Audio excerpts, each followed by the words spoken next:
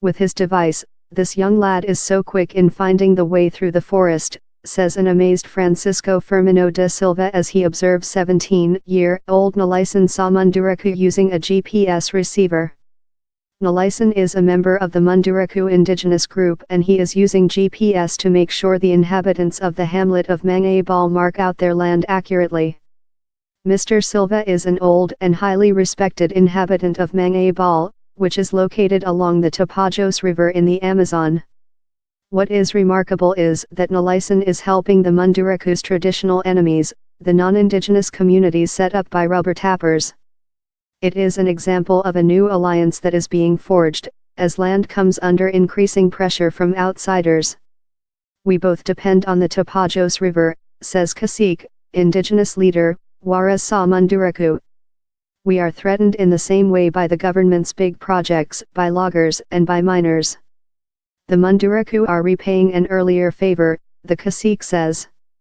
In 2013 the non-indigenous inhabitants of Mangabal responded to the Munduruku when they called for mobilization against a new large hydro dam.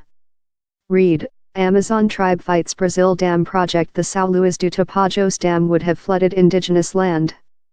The mobilization was successful and the construction of the dam was suspended, at least for the time being. A large number of indigenous warriors, 38 Munduruku, 2 Sadarama and 7 from other groups along the Trombetas River, are now helping the Mangabal community. Many undertook long journeys to get there. After a long struggle, the inhabitants of Mangabal and of the neighboring community of Montanha won the right to their land in October 2013. Read, Land victory for Amazon farming community. They became an agro-extractive settlement, which allows them under Brazilian law to exploit the forest in an ecologically friendly way but prevents them from selling their collectively owned land. The inhabitants of Mangabal need help today because illegal loggers and wildcat miners have invaded their land, which covers 550 sq kilometers. INCRA, the federal agency with responsibility over land reform which administers their settlement, failed to respond to their repeated requests for it to mark out their land.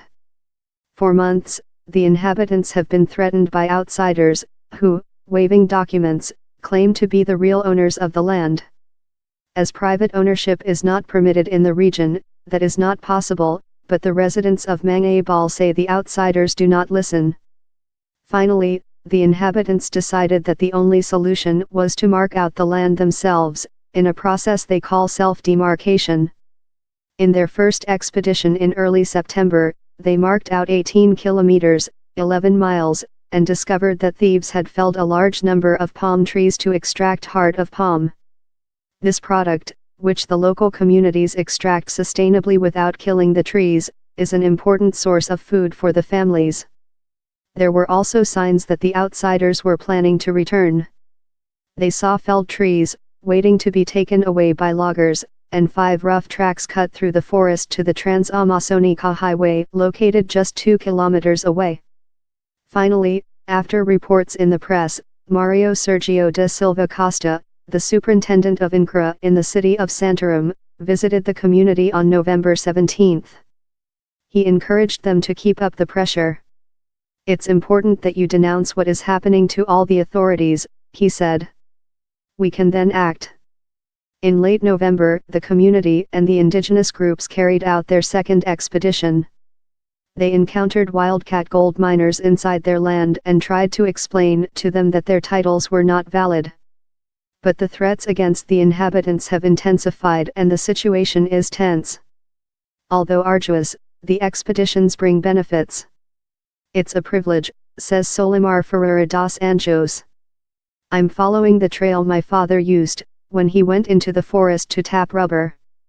And the community is getting stronger. Youngsters between the age of 13 and 16 are playing a key role, hunting tapirs and boars to feed the group. Most important of all, however, is the new trust between the indigenous and the non-indigenous population. This alliance is becoming very strong, says Ezequiel Lobo, who will lead future expeditions and is being called the chief warrior of Mangabal. We shall remain with the Munduruku and other indigenous people forever. The alliance is one of the unexpected results of the influence rural elites are wielding on a federal level in Brazil's Congress.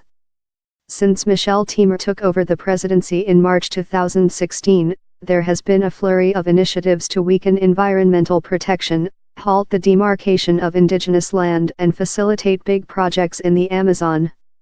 Rural violence has increased.